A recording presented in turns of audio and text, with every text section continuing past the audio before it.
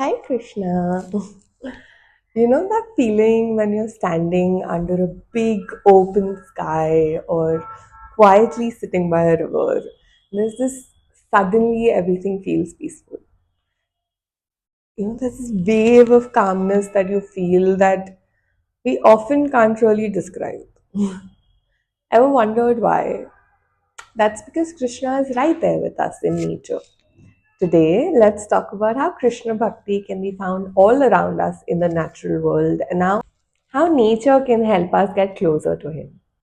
In chapter 10, verse 8 of the Bhagavad Gita, Krishna very beautifully describes how He is nature, how everything is created by Him and has a fragment of Him in everything He's created. That means that Krishna isn't sitting in a temple waiting for us, He's everywhere. When you smell the fresh rain hitting the soil, that's Krishna. When you feel the warmth of the sunlight on your face, that's Krishna. And when you hear birds chirping early in the morning, yes, that's him too.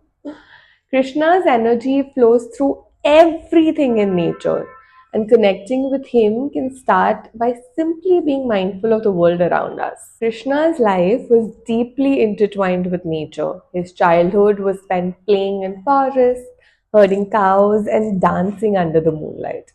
But there's this one story that is not really common, but I feel like it connects. It talks about the connection of nature and Krishna very beautifully.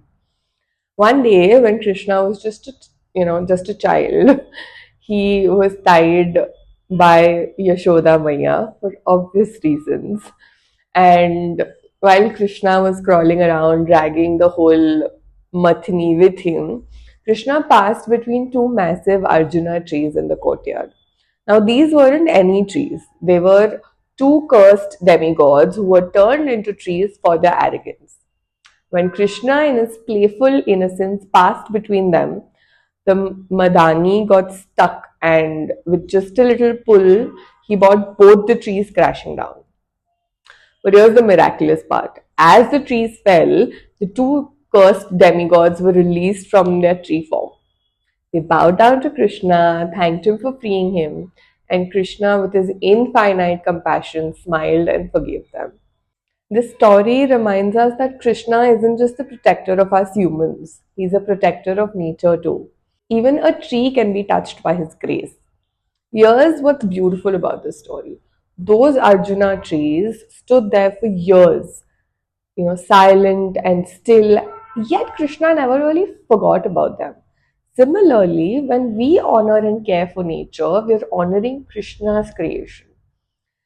Story shows us that Krishna is everywhere. He can turn something as ordinary as two trees into a moment of divine connection.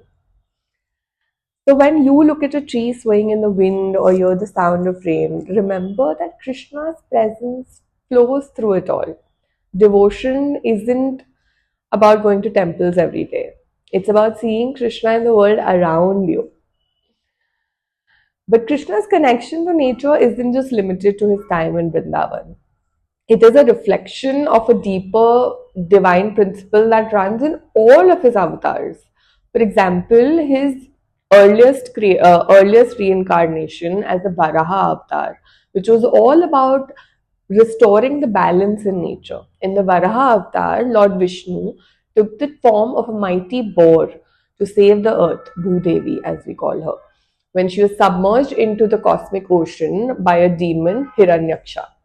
As Varaha, Vishnuji dove into the depths of the ocean, defeated the demon, and gently lifted Bhudevi on his tusk and placed her back to where she belongs. It was not just about saving the earth, it was about restoring a balance. It was about protecting nature and reminding us that the earth is sacred and divine.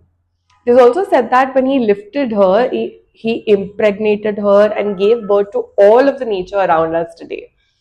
So he's not just the creator of the universe philosophically, but also in the reality of the universe. The stories of Krishna and Vishnuji remind us that bhakti isn't about temples and rituals. It's about seeing the divine in every day. It's about seeing the divine in every tree, every forest. Nature is God's temple, and protecting it is the biggest form of devotion. So the next time you're amidst nature, pause. Feel Krishna in the whisper of the wind, the warmth of the sun, and the stillness of the earth. That's where you'll find him. You'll find Krishna all around these trees and all the plants, and he's just waiting for you to be there with him. Just feel it. Every time, my plants have a new little leaf, I can feel his love growing. I can feel like my love for him grows a little more.